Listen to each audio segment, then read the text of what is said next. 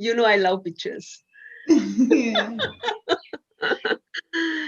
So otherwise, things are going fine at the university. We have our director, madam, our institute director, Dr. Usha Mukundan. Madam is already there. Oh, nice to see you. Uh, hello, ma'am. Hello, ma. Hello. Good afternoon, madam. Hi. It's great to Good see you. afternoon. Good afternoon. Sir is also joining. Yeah. So Amit, nice. you organize such amazing programs. Oh, thank Hi. you. Thank you so much. Yeah. Hello, good afternoon, everybody. Good afternoon, sir. Good Good afternoon, afternoon, sir. madam. Here we have the principal of our college, Dr. Himanshu Davda. Very good afternoon, Dr. Tatiana. Good afternoon. Good afternoon. Nice to have us. We have already the MA student Siddhant Nayak who has joined. We have somebody from Ukraine, Martha. Yeah. Yeah. We have Madiha. And others are gradually joining. We start in 2-3 minutes, okay? No problem. Okay. Yeah. What time is Good that? afternoon, ma'am. It's 3, What is the time in Ukraine? 11. In Ukraine, it's 11:30, almost. All right. Okay. So it's a good, comfortable this Yeah. thing. For both of our countries, it's comparable time. It's good. Yes. So you're from philosophy? Yeah. I'm from the Department of the Social Philosophy, Philosophy of Education and Educational Policy. Okay. So it's one of the biggest departments at the Faculty of Management of Education and Science, because we have also another faculty for philosophy and social sciences, humanities maybe. Okay. And madam also heads the international, department, studies department. So we were always aspiring, to have some exchange programs together. Yes. Yeah, it's really interesting. Yes. We will work on it, of course. And we are extremely grateful to you for we jointly organized and you took the initiative of having these 2 international seminars in the past that we have done together. Our institute and your university with Polish University. That was a great initiative and we enjoyed thoroughly. Also. Thank you. Yeah, we will organize something else in the future, of course, but it's always in Zoom now. It's not so interesting as offline meeting. Yes. That is Very a true. problem. But of course, we will work on it. And I hope this pandemic will have its end. Yes. I was expecting Professor Dennis to be there, Maybe he will join. Yeah, he may join because he was quite enthusiastic. He said, I'm going to contact Tatiana. So I was looking forward. And he's always in the touch. Just a minute. I take a picture. Nice. Thank you.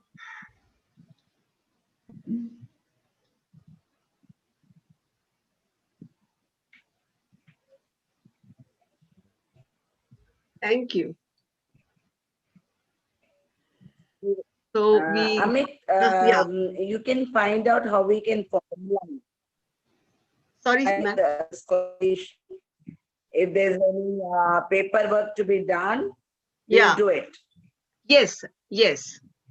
And they also, in past also, they did they cooperated with us with regarding having coordination with them, cooperative, some attempts in having seminars or conferences. Yeah.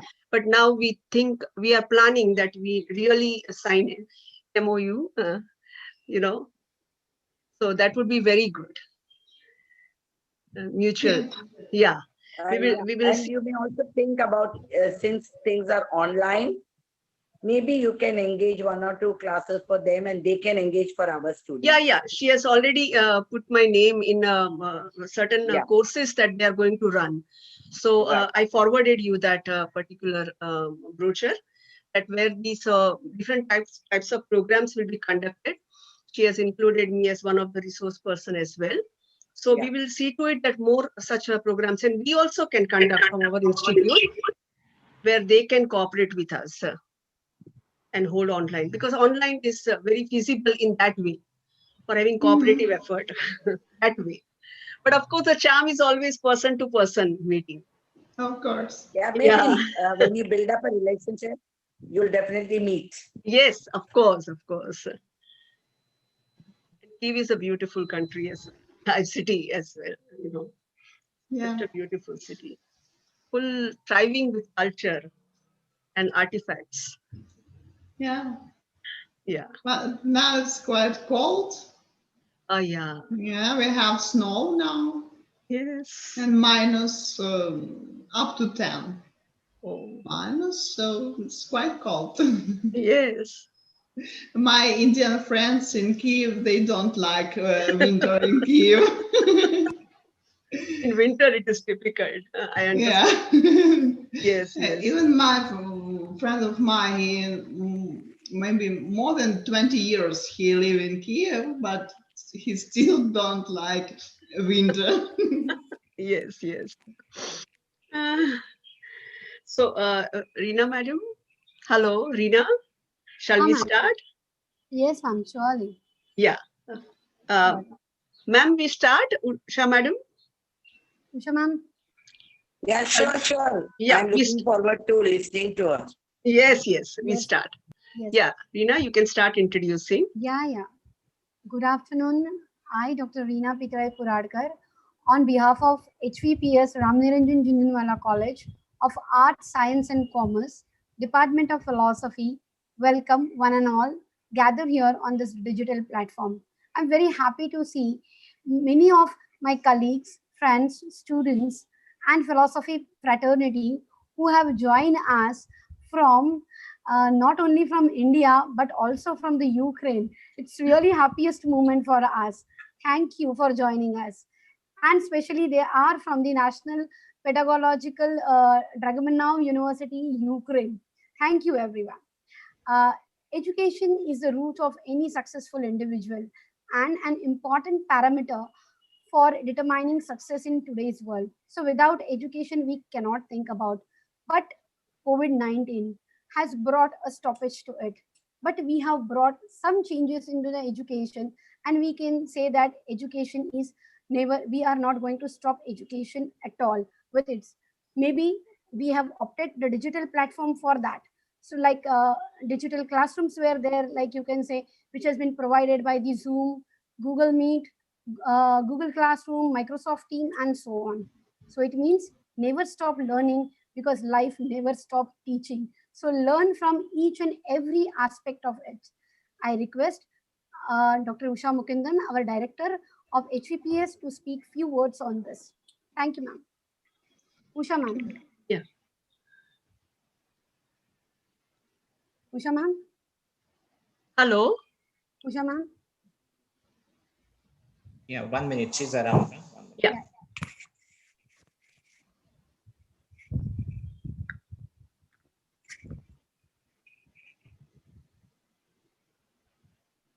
Sir, you can start. No problem. We can Sir, take.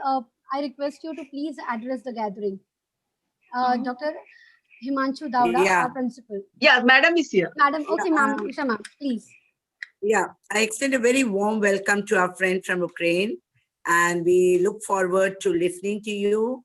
And our principal, Dr. Himanshu Davda, is very much there. He will give the welcome address. Thank you, ma'am. Thank you so much.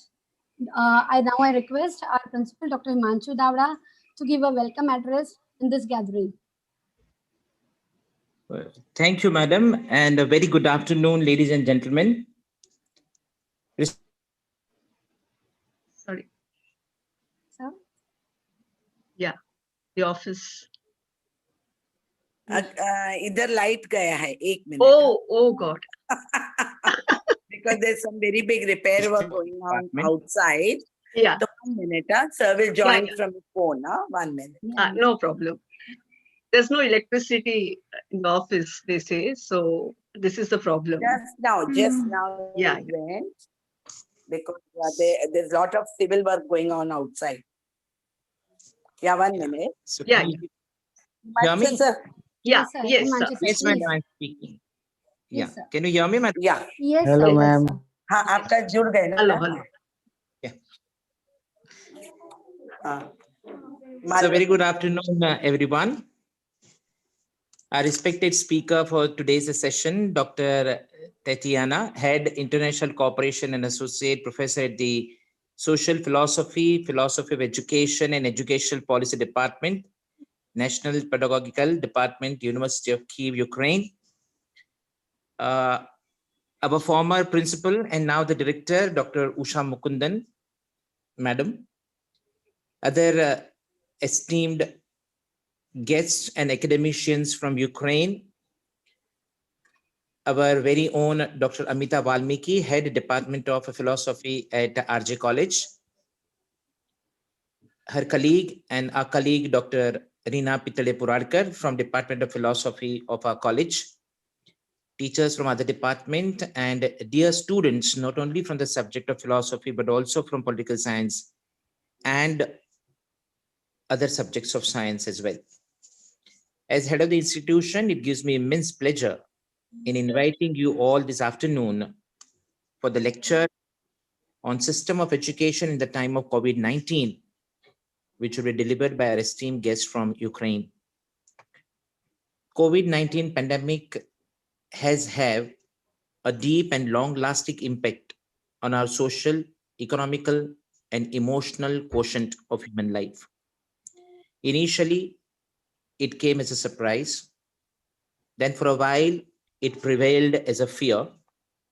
And now it is being handled as a challenge.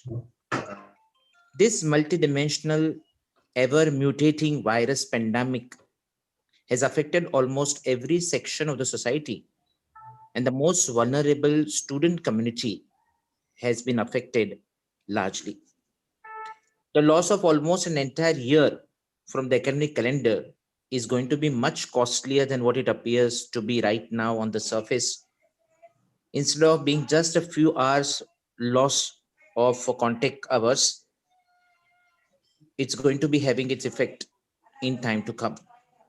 And therefore, we as educationists have to take corrective measures to fit in these lost hours of academic engagement and turn the table in such a way that the students face no rejection in their future career for the reason for which they definitely are not responsible. Education throughout the globe is a way of human civilization and nation building. As COVID dissolved boundaries, online platform brought all of us together. Now the time has come that the mutual exchange of faculty and the students between the universities on different continents can build the nations and can bring the youth together. I would like to take this opportunity in conveying to our guest speaker that we look forward for a long-term association with your university for the student and faculty exchange program, and we can have the methodology and the modus operandi worked very soon. We are proud of the excellent faculty that we have with us. We are proud of the motivated and enthusiastic students we cater to, and with the autonomy imparted to us, ever-changing strong curriculum foundation is going to be at the center of the exchange. I once again thank our guest speaker, who I am told is solely responsible for arranging this lecture, making it possible for us to have an interaction online, hoping that we meet face to face. I once again extend a very warm welcome to each one present in the room, especially our guest speaker from Ukraine and other academicians. Slowly, we all are coming together and we shall stay together. Thank you once again, everybody, for coming. And thank you, madam, for inviting me. It's my pleasure indeed to be here. Thank you, everybody. It's our Thank you. pleasure. Thank you, sir, Yeah. for your kind words. Thank you so much. Because of your support, everything is possible, sir. Yes. Now I request Head, Department of Philosophy, Dr. Amita Valmiki, to introduce our today's esteemed guest speaker, Dr. Tatiana Matsevich, MATUSEVYCH. Yeah. Head of the International Cooperation and Associate Professor at Social Philosophy, Philosophy of Education and Educational Policy Department, National Pedagogical Dragomanov University, Kyiv, Ukraine. Please, ma'am. Thank you. Thank you, Dr. Reena Puradkar. I would say Dr. Reena Pitade Puradkar. Education plays a pivotal role in human life. According to John Davy, education in its broadest sense is the means to the social continuity of life. The point is, have we advanced in the system of education, or we need to reinvent a better system that would be a guide and a force for a decent, dignified livelihood and our lives as a whole? Schools, colleges, and universities provide an opportunity to unfold one's potentials and place an individual on the path of self-realization. Mahatma Gandhi wrote, I quote him, "I value individual freedom, but you must not forget that man is essentially a social being. He has risen to his present status by learning to adjust his individualism to the requirements of social progress. Unrestricted individualism is the law of the beast of the jungle," unquote. Therefore, education comes as a vital force to human beings on the ladder of ascendance. And it has become all the more important to rethink and introspect on system of education in the times of COVID-19. Who can be the best speaker on this day than Dr. Tatiana Matusevych, respected management of our institute, Director Dr. Usha Mukundan, Principal Dr. Himanshu Davda, teacher colleagues and student friends. It is my great privilege and honor, and indeed a pleasure, to introduce Dr. Tatiana Matusevych. Dr. Matusevych has a PhD in philosophy of education. She is head of the International Cooperation, associate professor in social philosophy, philosophy of education and educational policy department, coordinator of Erasmus program at the National Pedagogical Dragomanov University, Kyiv, Ukraine. Her sphere of expertise spans from philosophy of education, educational politics and practices, gender equality in education, project management to internalization of higher education. Her international experiences comprises of, she has authored more than 20 international publications in journals and books in Poland, Romania, Greece, Germany, Australia, Great Britain, and Russia. She has been invited as speaker and participant at more than 20 international conferences and workshops in Ukraine, Poland, Romania, Germany, Austria, France, Great Britain, Japan, Norway, and USA. She has been project manager, Ukraine, Dragomanov Pedagogical, National Pedagogical Dragomanov University, Australian Council for Educational Research, LEGO Foundation Partnership for Learning Through Play at School in 2020. She is a researcher at the project Development of the Culture of Democracy in Pedagogical Education in Ukraine, Norway, and Palestine. Coordinator, the University College of Southeast Norway, USN, from 2018 to 2021 in this current year. She has been part of lifelong education program, practical procedures and problems with creation and innovation of study programs according to standard ECTS, Palacky University, Czech Republic.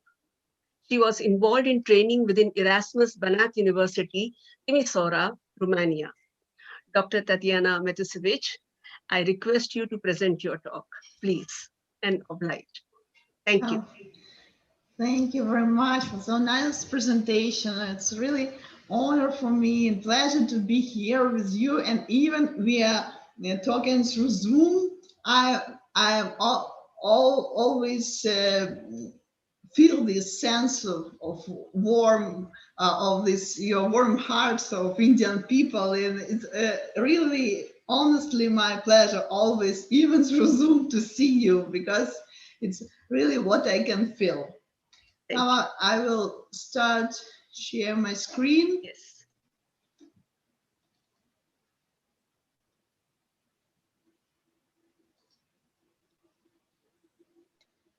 So here is my presentation. And today I will talk on system of education in the times of COVID-19, and my special focus will be on the state of democracy in education in Ukraine, worldwide, and how it was challenged by the COVID-19. So education is one of the basic human rights, and the COVID-19 pandemic, which is first and foremost a health crisis, has influenced it tremendously. Many countries have decided to close schools, colleges, and universities. The crisis crystallized the dilemma policymakers are facing between closing schools, reducing contact and saving lives, and keeping them open, allowing workers to work and maintaining the economy. Homeschooling is not only a massive shock to parents' productivity, but also to children's social life and learning. Of course, the results of global impact survey showed that only 1% of institutions is open as usual. No special measures is in place for COVID-19. 10% of institutions are open as usual, but containment measures have been put in place to avoid spread of COVID-19. 30% of institutions are partially open, but there are major disruptions, and 59% of universities, the campus, all activities is closed, and the campus is stopped. Several short-term disruption is felt by many families around the world. Many assessments have simply been cancelled. Importantly, these interruptions will not just be a short-term issue, but can also have long-term consequences for the affected cohorts and likely to increase inequality. The COVID-19 pandemic has fueled a crisis for democracy around the world. Since the coronavirus outbreak began, the condition of democracy and human rights has grown worse in 80 countries. Governments have responded by engaging in abuses of powers, silencing their critics, and weakening or shattering important institutions, often undermining the very system of accountability needed to protect public health. 46% of experts agreed that the impact of COVID-19 on democracy and human rights in their country of focus will be mostly negative over the next 3 to 5 years. The government took coronavirus as the opportunity to demolish democratic space, emphasized one of the respondents. So my focus of interest today is democracy in education and how it was challenged by COVID-19. COVID-19 crisis have made a tremendous impact on the foundation of social systems and initiated the profound transformation of the essence of social institutions and practices. These changes contribute to the formation and development of new architectonics of social relationships, provoke new challenges to the democratization of the education system, and actualize new research in the field of democratic education. But first of all, the question of what is democracy in education should be elaborated. The relevance of the study of this problem is caused by the absence of a single universal definition of democracy that could explain different historical and contextual conditions. and the often superficial and vague vision of the phenomena of democracy.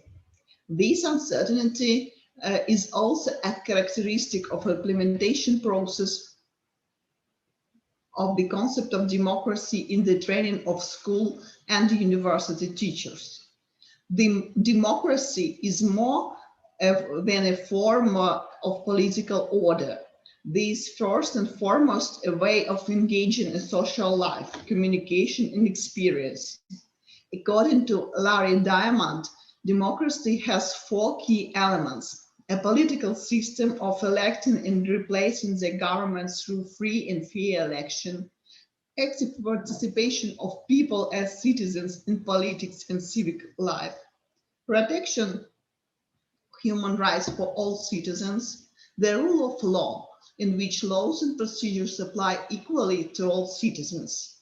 The Council of Europe defines democracy as at three different levels: as a way of political governance, legal system, electoral rules, governance institutions, as a way of organizing society, how to live together in the modern pluralistic society peacefully, as a way of life, to be an active citizen on the basis of values such as solidarity, justice, and self-determination. The school is considered to be a key factor in promoting and developing democracy as the basis for coexistence in society, as education systems encourage, support, and cultivate students' democratic experiences. According to Vagit, democratic education is an educational ideal in which democracy is both the purpose and the method of learning. It brings democratic values to education and can include self-determination in society of equals, as well as values such as justice, respect, and trust. Democratic education is often emancipatory, and students' voices are equal to those of a teacher. Western discussion on the development of democracy in education are dominated by two main topics: providing teachers with vocational training that promotes democracy in school, and the development of democratic education by empowering all those involved in the educational process, including teachers, administrators, and children. Current research is now widely used to have a seen and seek understanding of democracy. A seen understanding of democracy implies giving the most attention to the election and institutions of liberal democracy, providing teachers with the skills and knowledge to teach democracy. Reducing democracy to elections and the institutions minimizes the role of citizens and education for social justice, separating democratic processes from social processes that affect communities and daily life.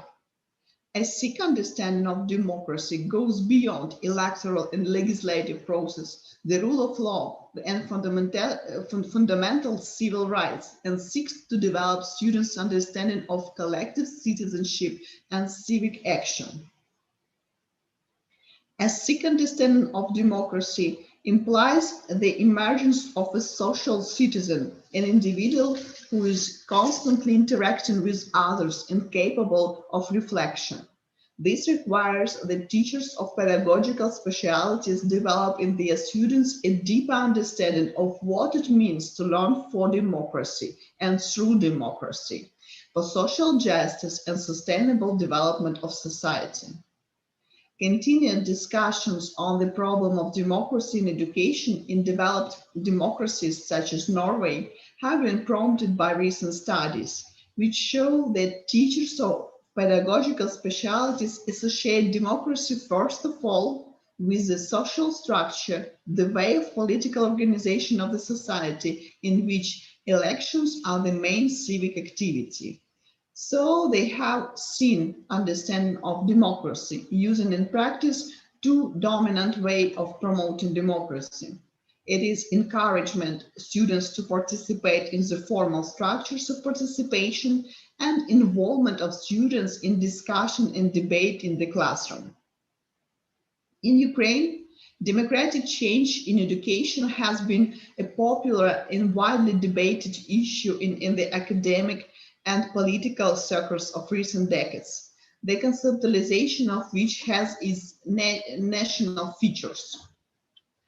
First features formation of democratic discourse in education through negative identification, opposition to the Soviet system of education, forced by deep social, political, and economic transformation, the collapse of the socialist system, transitive phenomena, the struggle of values and ideologies.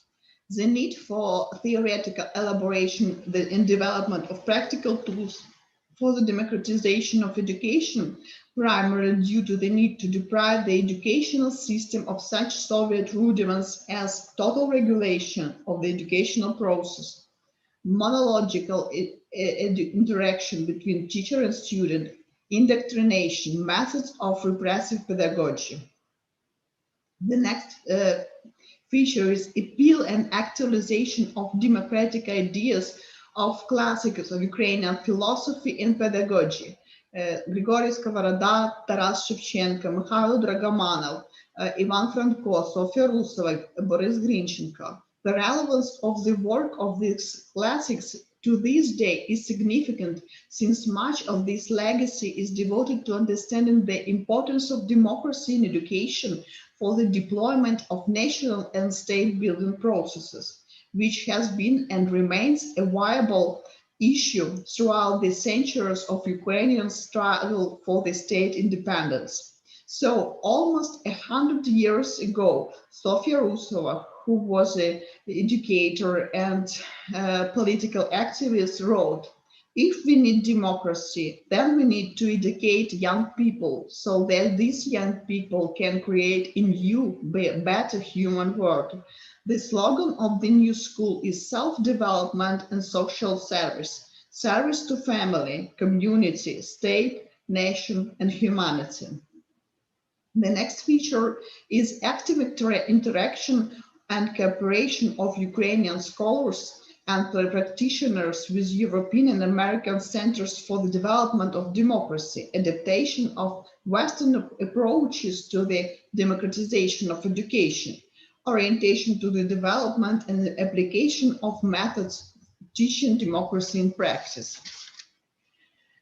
Next feature is that in their work, Ukrainian researchers particularly attention paid to such narratives as democratic values in education, freedom, openness, tolerance, democratic principles in education, their democratization of education.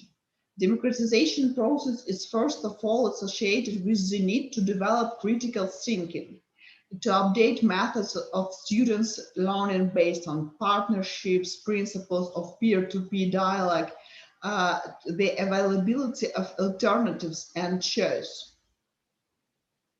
However, despite the keen discussion on the essence of this concept in the world, the concept of democracy, democratic values, democratic principles are often used as vague and abstract.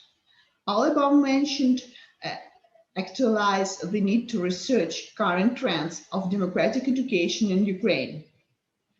And all Ukrainians surveyed democracy in education, examining the experiences, perspectives, and perceptions of democracy in primary teacher education in Ukraine, conducted within the project developing a culture of democracy in teacher education in Ukraine, Norway, and Palestine, is one of a comprehensive attempt to analyze a range of definitions of democracy in education, the vision of its place in the educational environment, and the obstacles to implementing democracy in the teacher training process.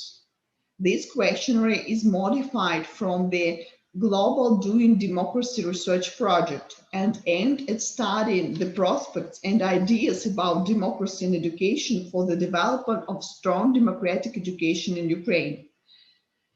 The total number of respondents is 274 students, 4th and 5th years of study, and 110 teacher educators. In accordance with the conceptual framework In this research, data were collected from teacher educators and students from 6 Ukrainian pedagogical, which means teacher training universities.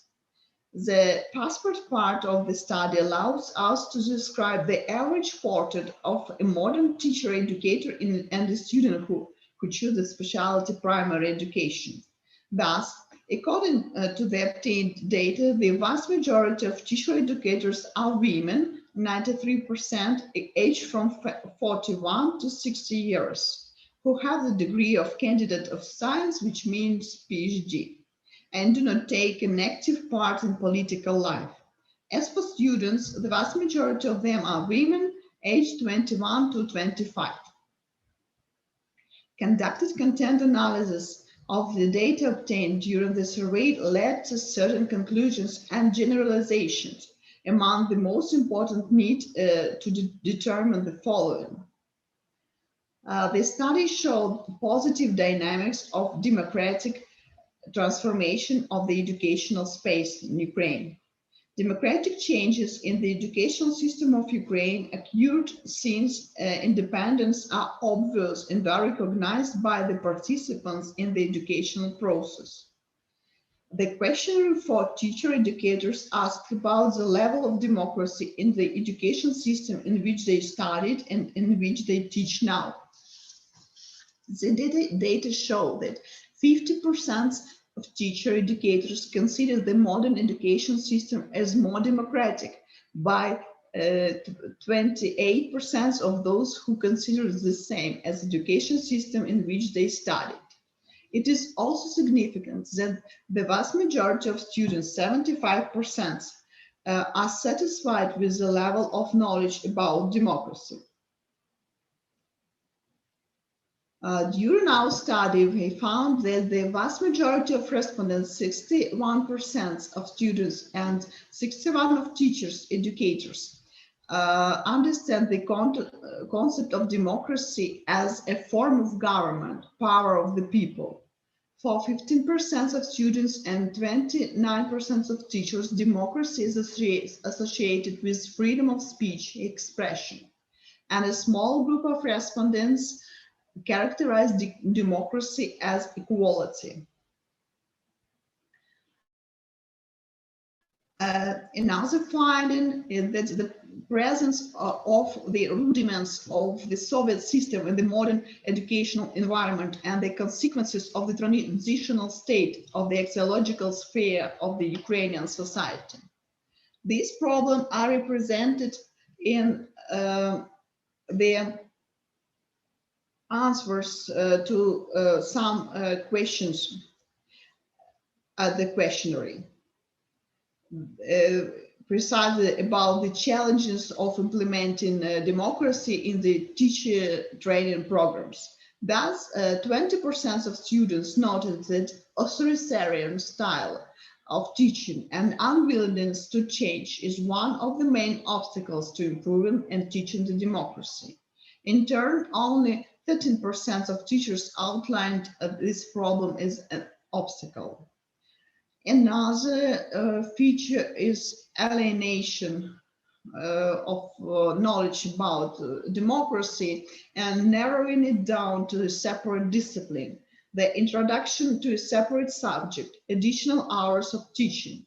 The survey showed that for 16% of teachers and 37% of students, the introduction of democracy in the educational process is associated only with the introduction of a separate subject, additional hours, and their teaching. Only a quarter of students surveyed advised to improve the implementation of democratic transformation through activities, and only 4% of teachers see improvements in the implementation of democracy through an interdisciplinary approach. Also, there is a lack of awareness of integrated learning and cross-cutting skills. Despite the considerable attention given by educational scholars to integrated learning, according to empirical data, only a small number of teachers and students have used the concept of integrated approach, cross-cutting skills, and in answering the questionnaire.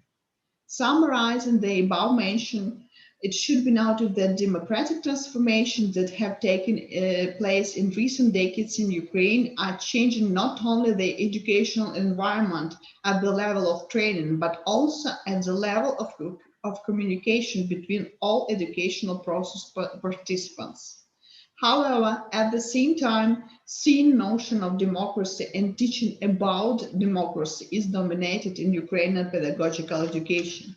That is, teachers and students mostly reduce the phenomenon of democracy to thin understanding of the importance of electoral processes, not realizing the importance of a strict definition of democracy as participation and social justice. Despite the fact that for modern Ukrainian society full of indifference, social and political passivity, paternalistic expectation, political activity, and involvement in voting process, especially young people, this is already a remarkable achievement.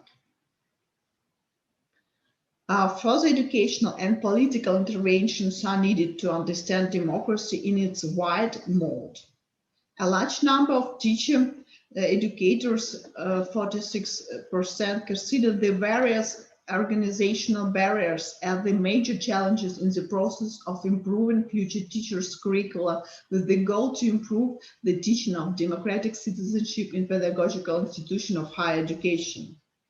A lack of understanding of democracy as an educational paradigm is also one of the features of modern state of our educational system. This lack of understanding, holistic understanding of the democratic process that encompasses all components of the educational process. Educational philosophy, educational institutions, educational environment, teaching methods, and educational practices.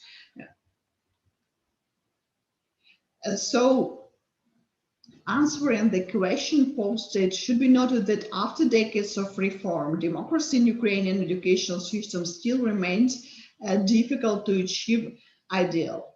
The ambivalence of the definition of democracy and its reduction to the thin understanding, the presence of rudiments of the Soviet system, lack of knowledge of the methods of integrative learning and cross-cutting skills create new challenges to the educational community.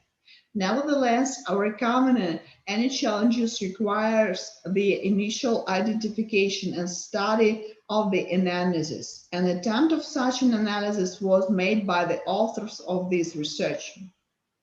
So, this research, I'm one of the author of it, and we conducted in the second part of the 2019. So, as we can see, there are a lot of problems in the sphere of democratic education, but pandemic adds more. My next question, how did the COVID-19 crisis challenge democracy in education? Education, which is often regarded as a vehicle to address inequality, offers a window from which to view the severity of our nation's inequality and the challenges and promises of democratic possibilities in the time of COVID-19. As school systems throughout the Ukraine have been forced to transition to remote learning in response to the pandemic, many of the veils that we rely on to hide and the despair of inequality have been lifted. While many students have been able to maintain some connection to their classrooms via online platforms and even make arguments in favor of distance learning, many less privileged students are left in the dark. Without computers and internet access, many students of lesser means are excluded from learning. The recent surveys show that about half of Ukrainians are negative about the introduction of distance learning due to pandemic. And only 32% of citizens support this step. The most significant problems faced by our citizens in connection with the transition to distance learning are the decline in children's achievement, lack of attention of teachers to the needs of children during education and technical problems, poor quality of internet, lack of devices for online learning, and about 20–30% of citizens in small towns up to 100,000 inhabitants note the lack of technical means. So there are main following problems which is caused the pandemic. It's digital inequality. One of the most significant negative consequences of distance schooling during a pandemic is the deepening of existing inequalities between students. According to the study of educational inequalities in Europe and the physical closure of school during COVID-19, in half of the 21 countries surveyed, fourth graders with low socioeconomic status are at best twice less likely to have access to the internet as their more privileged peers.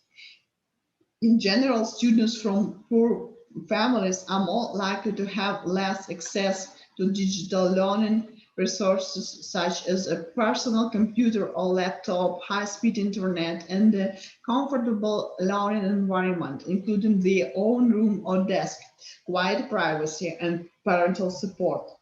In Ukraine, access to the internet, especially in villages and small towns, is limited, which could significantly increase educational inequalities. According to the State Statistics Service, households in large cities are almost twice more likely to have access to the internet as rural households.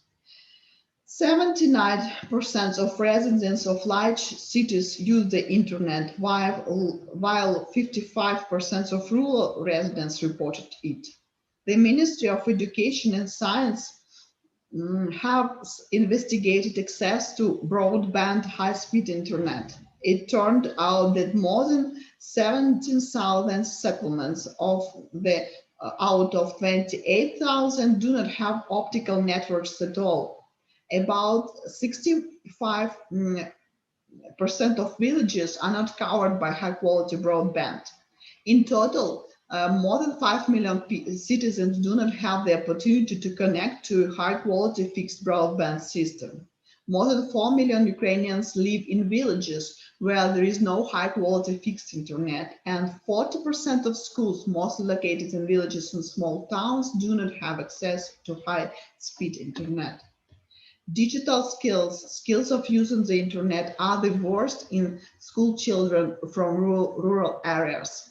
People on lower incomes are less likely to use the internet. Even more than 42% of people from 10% of low-income households use the internet at all, while among people from deciles with the highest incomes is 91%.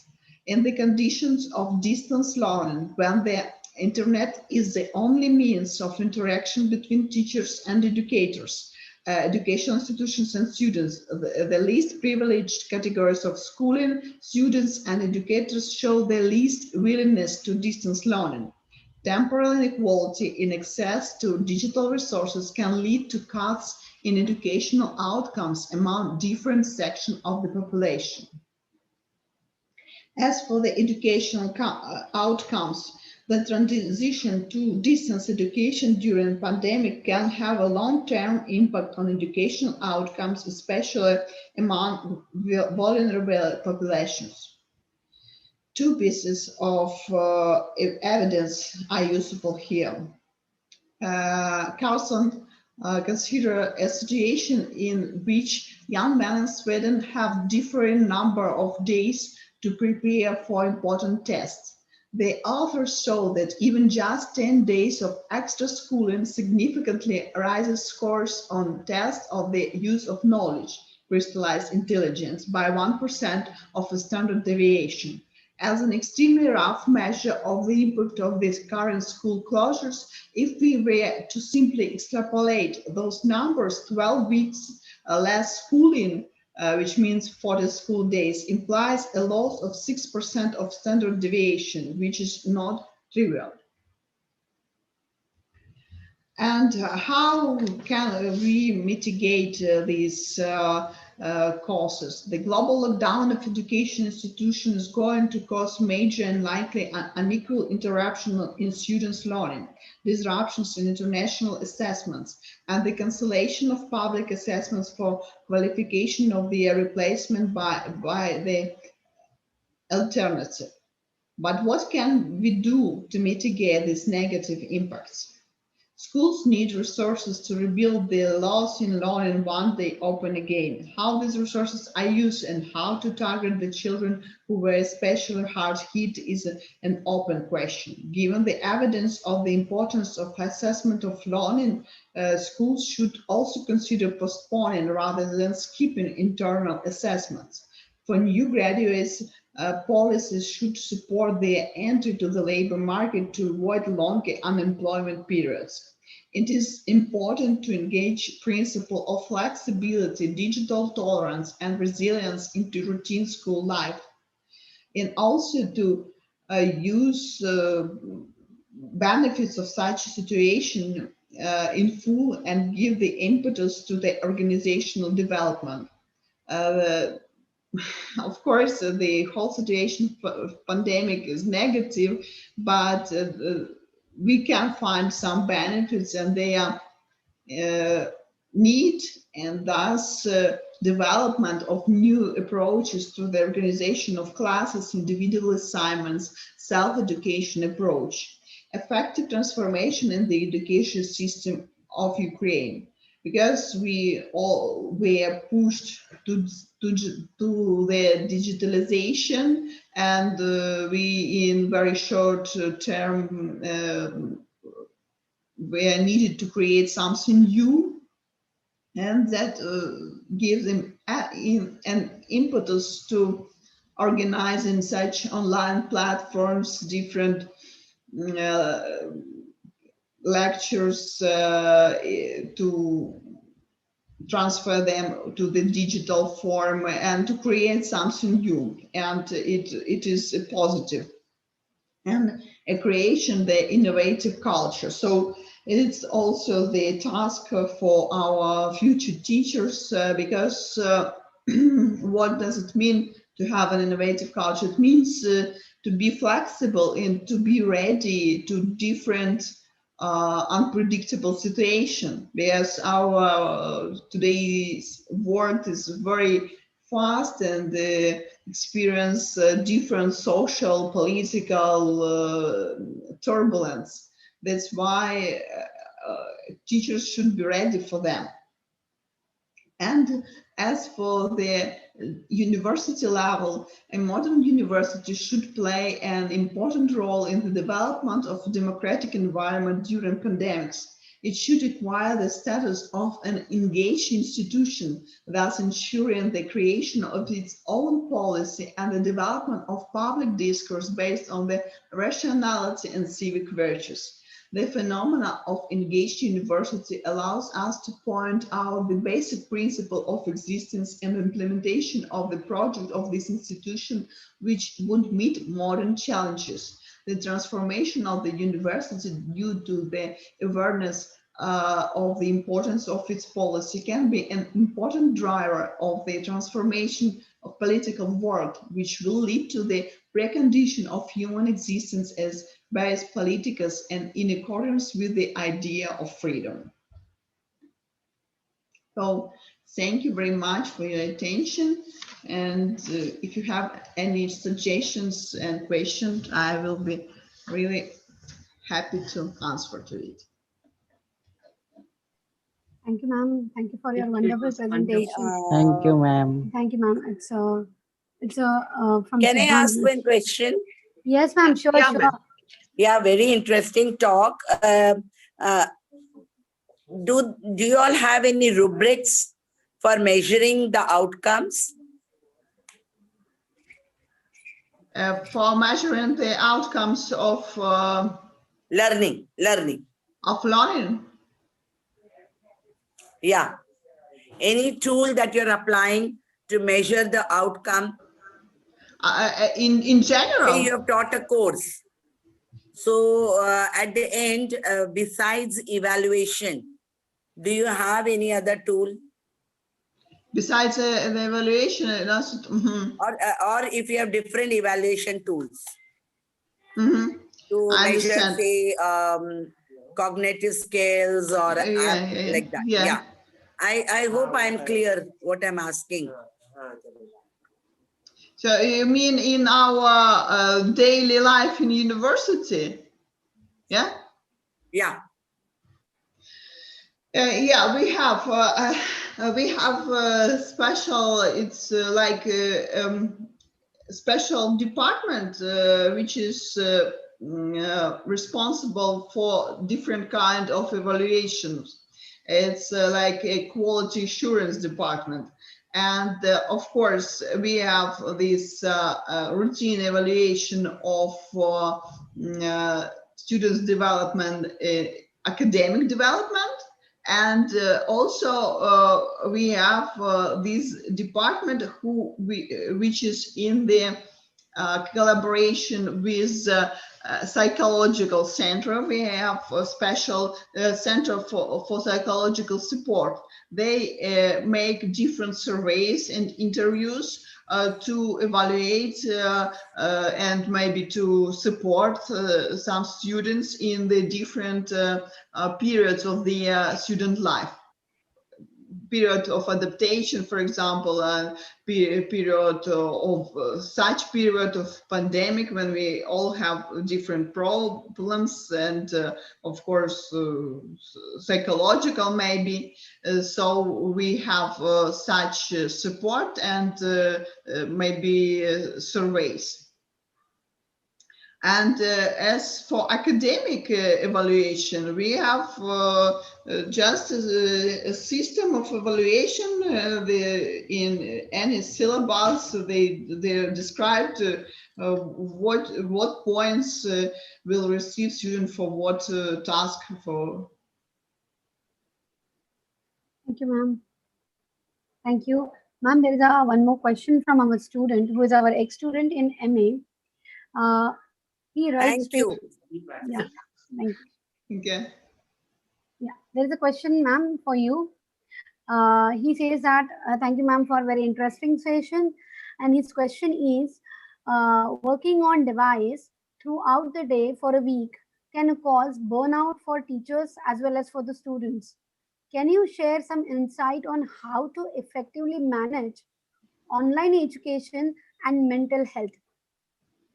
Yeah, of course, it's a big question and a big problem in Ukraine too, because we are always online. It was very difficult periods in the beginning of March and April because it was something new, and this unpredictable development of pandemic that also forced us to some uncertainty. And of course, this the burnout is also an issue for teachers at all. How can we manage this? Maybe to combine different tools and different direction of online communication, because they are growing up and growing. So we have different platforms, and maybe not necessary always, maybe some playful, some quiz should be provided for to be more interactive in a different ways, because we don't have opportunity to meet offline. Of course, it's more easy to see each other and to communicate directly. But in Ukraine now we have it's so-called adaptive quarantine. So we do not, some small groups can gather together to have some, so for this period, one of the tools is to have meetings in the big spaces with small groups of students. because of course, so we will periodically have just online lecturing for a big cohort of students, and for small groups we have offline meetings and seminars, and this, of course, it helps. Also, we have in university, I mentioned about the special department of psychological support. Anonymously, they can, students and teachers can talk to us, because we have a faculty of psychology, so our teachers helps to each other. And for example, our faculty of physical training and sport, they provided some kind of challenge where we all of, but not all were invited to provide some physical training and to share to each other. So it was like a challenge, a Facebook challenge for students, also to support each other in this difficult time, to make some physical training and to support mental health in such a way. Yeah, this is Thank you, ma'am. So it's an ongoing process, because at the beginning it was like a shock. So and now as human beings, we are adaptive, and we are trying to find new ways to collaborate and to have this new normal, as it's called in our educational process. But of course, our children in kindergartens, they are teaching offline. They can go to kindergartens, and in school also. Mostly they are at school now, so it's also very good for parents and for children as well, because it's some schedule of the day, some tasks. So it's good. In university, we just in a week we will start the next semester, and we will start it online. But we will hope that in spring we will have offline teaching and learning. So Thank you, ma'am. Thank you amazing. so much. Ma'am, there is one more question from our faculty. Coming from, yeah. Priya, Dr. Priya Vaidya. She asked, what is the essence of freedom in education in context to teaching learning initiatives? What is your perspective on the same? It's a very always very interesting and philosophical issue of freedom of in education, because we know that schools and universities, this is the some institution where we should have some rules, obligations, and we always should balance the freedom and these maybe some basic values and rules, obligations, responsibility for each and everyone, from teachers to students, for everyone. So of course, what I see in my students and in this transition from Soviet period of our history and from Soviet education, that freedom, of course, it's important in the teaching being wrong, because our students always and school children, they have a task to find a right answer, and that is not really right in real life, because often our mistakes, it's the sphere of our next development, and this is very important to feel this freedom to be mistaken. And what I mentioned about digital tolerance, this, what does it mean? It means to be tolerant to the mistake of each other, because if we are talking about teachers and students, many teachers are not so good in digital gadgets, devices, and students are better. So they are they can laugh on teacher So we should teach them that this is what is digital tolerance, that you can mistake and teacher can be mistaken. So, and this is okay, and because we all are in the process of teaching, and this is also freedom, because we are, as teachers, we don't afraid about that we can make a mistake. It's normal to have a mistake, because we all human beings. We are not ideal. We are not living on the heaven. So this is freedom for me, and this is also, of course, maybe often we are talking about freedom of expression, of self-identification. So, and also how to find balance between these rules of the school, maybe some vision of school, and self-identification and freedom of expression of every pupil. So it's also very important to understand that democracy, it's not only rights, it's always a responsibility. And for me, democracy in education or everywhere, it's the balance between responsibilities and rights. And this is the issue of what we should pay attention, of course. Yes, yes. I have a question. Yes, ma'am. Madam, can I ask? Yeah. Yes, I yes. especially wrote it down because I should not miss out any of the points I felt. Now, thinking of Socrates and Plato's critique of democracy, how much we can rely on elected members in government, that they be efficient to bring about ideal form of democratic education?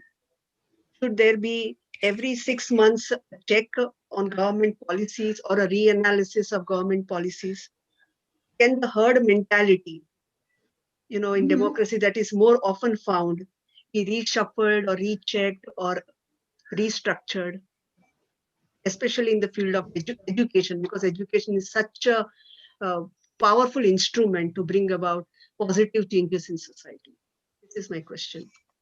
Yeah, of course, it's very important to have shared values, and they should be shared for the vast majority of the inhabitants or citizens of the country or of the institution, and that is important.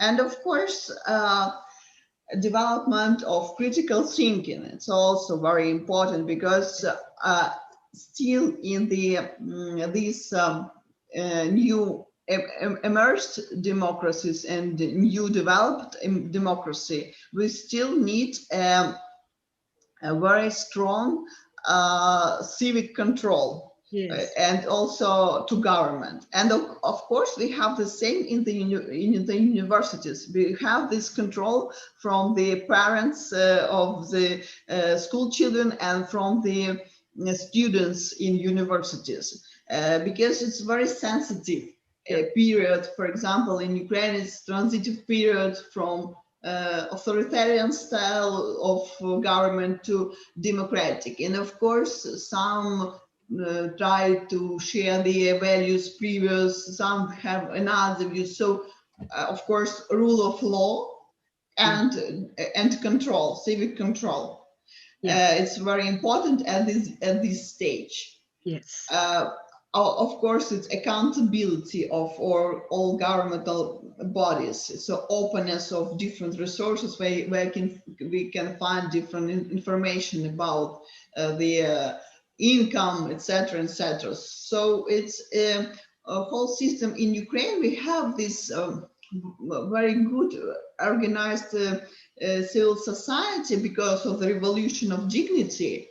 There wasn't before. It was something very small initiative, and now we have strong civil society. And what I can see from my students, they have very active position. They will not listen to you if you are talking about something they are not share. There is not their value.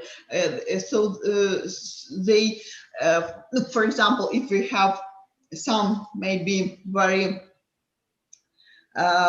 strong problem, this conflict on the east of Ukraine. So you cannot talk that this is good, this is some, we should have a friendship. We have a conflict, and they know this, and they are very straight in their views. And now, maybe week ago, we have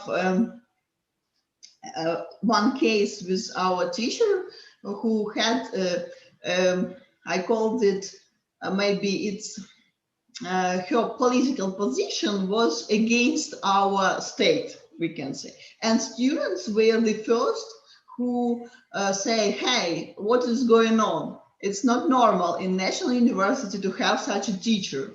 And that was on all newspapers and TV channels. Of course, it wasn't a very good situation for me, because I'm also teaching here, and this is not a value of the university, but it was a value of those teacher. And it was a big discussion on this. And there is no a decision final so far. But what I would like to say that students, they are drivers. They see that we are building and developing new Ukraine, independent, and please do not share your some values. We are not. It's not like. Of course, we have different forces as in any normal society, but in different influences, but they are controlling. That is the answer. Thank you. Thank you, ma'am. Thank you so much. Ma'am, there is one more question for you from our student. He writes, how to manage the impact of social peer pressure Reena? In our society during this pandemic? Yeah, just a second. My mic was off, and I just wanted to respond, because you can manage the civil discipline in society to give democratic education when the population is less comparative to what we have in India. And therefore, I asked you this question specially, because our scenario is in this matter a little bit different. And because of the large population, to implement democratic, format of education would become a little difficult. So, but as you said, this can be a very good measure to implement this form of education. Thank you so much. Thank you, ma'am. Yeah, sorry, extremely sorry. No, ma'am, no issue. Yeah. Ma'am, as I asked, there was a question from a student. He asked how to manage the impact of social peer pressure, especially during the pandemic in studies. I didn't catch social what? Social peer pressure. Peer pressure. Okay. Yeah, it's also a very interesting question, because pandemic gives us a new reality, and these policies of control, they are raised very very high, because I shared with you this picture about Freedom House, about human rights and freedoms. And of course, for example, now we have an obligation to wear mask outside our homes, in transport, in some shops, or cinemas. When you enter something, some building, you should wear a mask. Yeah, so, and also it's often some of the people think that is some reduction of the rights. And of course, it's also a measure of balancing between these, it's like societal good and individual right. And this is very sensitive issue as well, because from one hand, if we are thinking that our authorities, they are not so good, for example, we are thinking, and they are trying to control us, to make pressure on us, and this is very good tool for that. So we will talk that we have pandemic, please wear a mask, do not go outside, do not have any revolutions, any meetings, any gathering, and we will have a good opportunity to have a power on each and every your activities. And this in Ukrainian society, it was perceived in some cases as it is, because we are still in this process of revolutions and different discussions, very hot discussion on different issues. And some say that it's very bad, and this we should fight against to make these practices regular, this social control. Mm-hmm. And then, but of course, these maybe some support this step because it really can save lives. So of course it's once again a measure of balance and a measure of maybe growing awareness of people about different steps the government has taken into some direction. And this is often a problem when government bodies lost the communication with citizens. This is the matter where some revolutionary expectations begins. So for me, of course, it is important to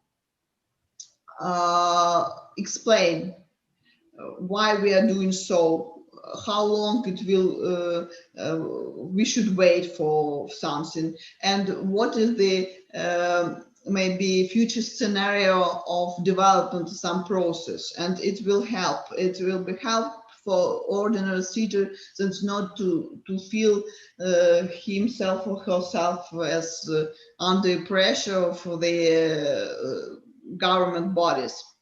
And of course it always of course it's this should be a policy of accountability to show why you choose this or that way of development or of some maybe decision. Yes. Thank you, ma'am. Thank you so much.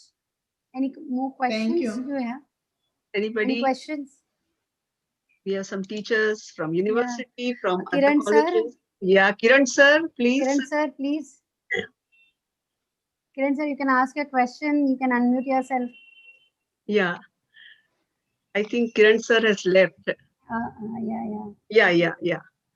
Or maybe some problem if he's in the college. Yeah. Possibilities. Yes. So we conclude our session. Yes. Yes, ma'am. Surely. Session. Thank you for your insights. Thank you for everything. Thank you, ma'am, for your wonderful information, especially which you have spoken about the democracy in the education and how the democracy is affected during this pandemic, not only in the Ukraine, but we can see also in our country also. So it indicates that openness, that freedom somewhere has gone, and now we have to tolerate each other. So the way you stated the digital tolerization, it is wonderful, ma'am. Thank you. That's really, thank you, ma'am, so much for this. Thank you, ma'am. Yeah. Thank you so much for invitation. It's really pleasure for me. Because, thank you. We can say like this, ma'am, that life is not about waiting for the storm to pass, but it's about learning how to dance in the rain. So we have started dancing even though in the pandemic on this digital platform, and started our duty towards students, which we have not stopped at all, even though we are in the pandemic. So we are dancing on this platform, I can say that. On behalf of HVPS Ramniranjan Jhunjhunwala College of Arts, Science and Commerce, Department of Philosophy, I extend a very sincere word of thanks to our esteemed guest speaker for the day, Dr. Tatiana Matsevich. It was indeed a great privilege to have you here with us, madam, on this occasion. And I'm sure the listener present here on this platform has been enlightened by your vast knowledge and information in area of the education and what techniques we can implement even though in the COVID-19.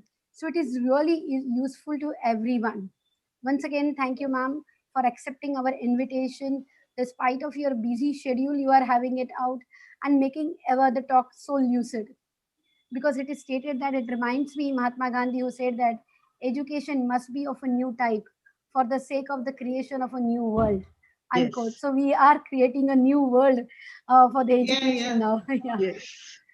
Special thanks to Dr. Amita Valmiki, Department of Philosophy, for putting all her sincere effort to organize this interesting, informative online gathering on the system of education in the times of COVID-19, which help us to explore the different areas, especially the democracy in the education, which we never thought about it. Without her effort, nothing was possible. So thank you, madam, that we can gather on this platform because of your efforts.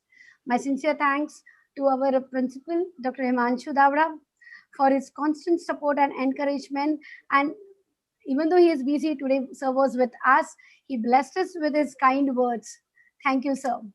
I thank our director, madam, Dr. Usha Mukundan, for all her support and help. I also thank sincerely our secretary, Dr. Rajendra Singh, for providing this digital platform for such intellectual discourse, especially the system which really required in the COVID-19.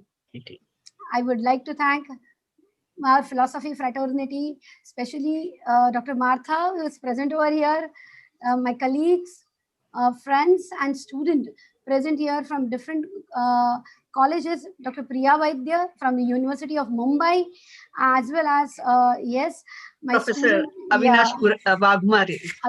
Professor Avinash Magure from Joshi Bedekar College, if I'm not mistaken. Yes, yes, yes.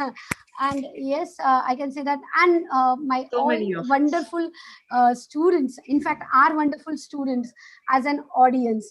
Without them, the talk was really nothing, because the talk was for them. And how can I forget to show my gratitude to our beloved Mr. Devi Prasad Shetty for providing the technical assistant, because he is throughout with us, and without his presence, nothing is possible, I can say that. Thank you, Mr. Devi Prasad Shetty, for this.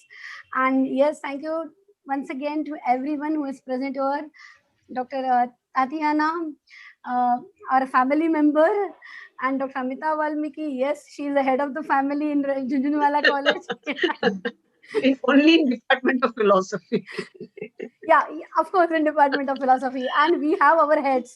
You can say that family heads, Dr. Usha Mukundan and Dr. Himanshu Davda. Yes, they are there. They always support us, guide us. So they are our guide philosopher, I can say that. Yes. And we also try to bring, we implement democratic form of education in our department, because we both are on the equal platform. There is nothing like head or one co-colleague, nothing like that. We are both equally colleagues, working together. Yeah. So thank you so much once again from the core of my heart and from the core of our department's heart. Thanks a lot for being there and guiding us and giving your insights. And it was very enlightening. It was really very enriching. Thank you for being there. Thank you. Thank you so much. I hope we will have some next meetings, and it will be our normal to meet together from time to time, because it's really interesting, and it's really what we should do in this time. It's also very good for our mental health to see each other. Yes, absolutely. After a long time, it's a long time past. Really, it had been a long time. We are not met. Okay, we conclude our session today. Thank you. Thank you once again. Goodbye. Bye. Bye. Have a nice day. Bye. Bye. Bye. Bye.